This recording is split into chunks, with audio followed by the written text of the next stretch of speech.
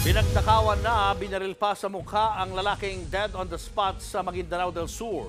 Hinala ng mga otoridad, may kinalaman sa droga ang krimen. Nasa frontline ng balitang yan, si Mobile Journal, Kayla Makantan. Isang tama ng bala sa muka ang kumitil sa buhay ng 25 anyos na lalaki sa Maguindanao del Sur.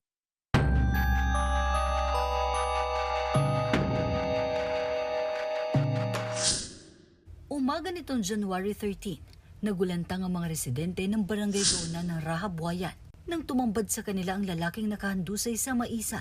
Ang biktima, sapul ng bala sa muka. Itinakbo pa siya sa ospital, pero dead on arrival na. Kinilala siyang si J.R. Palabrica, residente ng Coronadal City. Ayon sa mga pulis, kasama ng biktima ang isang kaibigan noong oras na yon.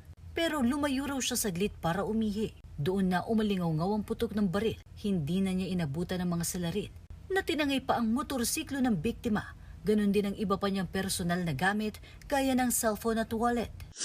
According to the victim's companion na nakaligtas, originally, ang may transaction daw yung kanyang kasama na nabaril. Hindi niya alam kung ano yung transaction na yun. Sinama lang siya dahil patira nung biktima is dahil may lisensya siya. Pero yung motor, pag-aari nung namatay. Pero wala pong lisensya yung victim?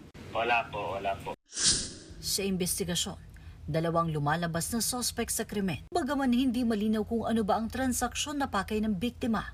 Isang illegal na droga sa tinututukan ng mga pulis. Lalo pa at nakumpirmang nasa drug watchlist siya ng Coronadal City. Nagbabalita mula sa Frontline.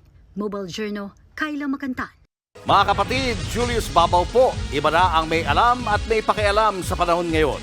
Para sa frontline ng mga balita, mag-follow at mag-subscribe sa social media pages ng News 5.